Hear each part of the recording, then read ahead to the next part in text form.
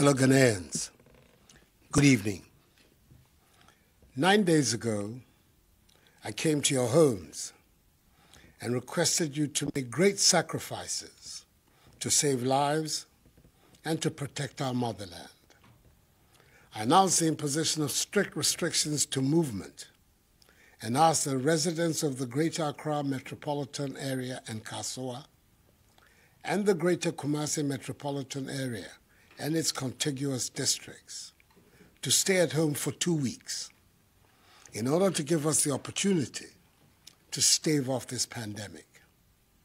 As a result, residents of these two areas had to make significant adjustments to our way of life, with the ultimate goal being to protect permanently our continued existence on this land. They heeded the call, and they have proven so far to each other, and indeed to the entire world, that being a Ghanaian means we look out for each other.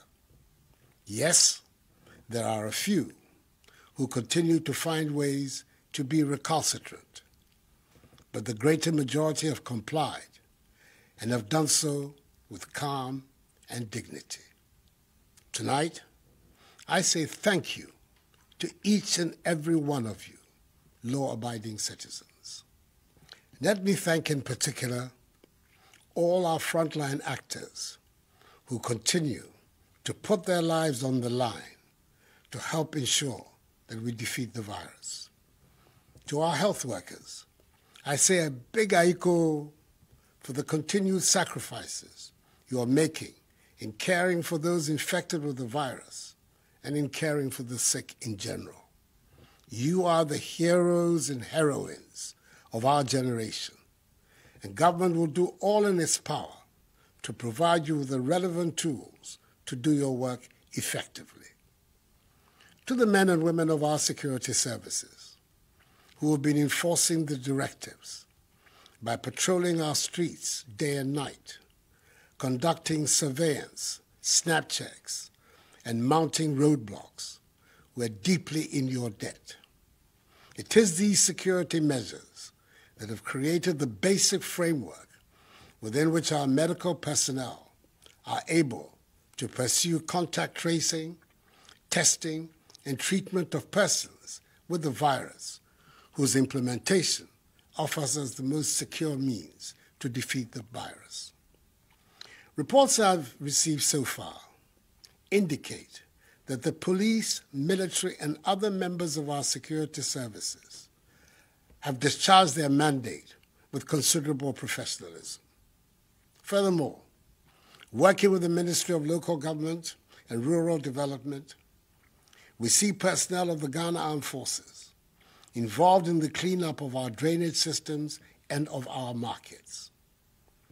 In the very few instances where members of our security agencies have employed the use of excessive force against the citizenry in enforcing the restrictions on movement, the Inspector General of Police and the Chief of Defense Staff of the Armed Forces have taken steps to investigate such incidents, and they have given me the assurance that those found culpable will be duly sanctioned.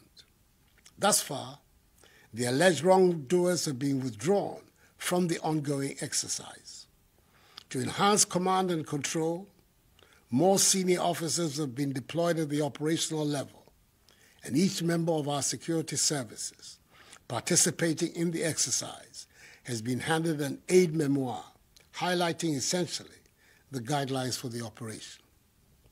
However, I'm extremely perturbed by the actions of a few unpatriotic persons who are deliberately passing off and circulating old videos of alleged brutality by members of the security agencies, largely of foreign origin, and presenting them as though there were new incidents by Ghanaian security personnel which have occurred during the course of this past week. It is sad, it is unfortunate, and it must end. We should all be in this fight together, and there's nothing to be gained with widespread fabrication and distribution of such videos, whose sole aim is to create discontent and undermine the trust of the population in the men and women of our security services. Who gains from such conduct? Nobody in their right senses. The law enforcement agencies are determined to locate the originators of these antisocial acts.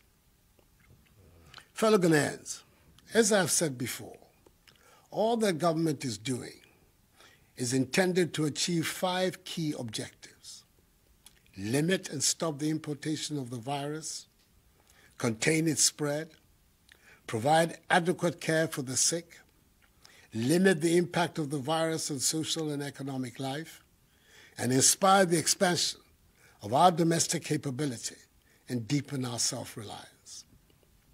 As of today, Sunday, 5th April, our current situation is such that we have recorded a total of 214 cases.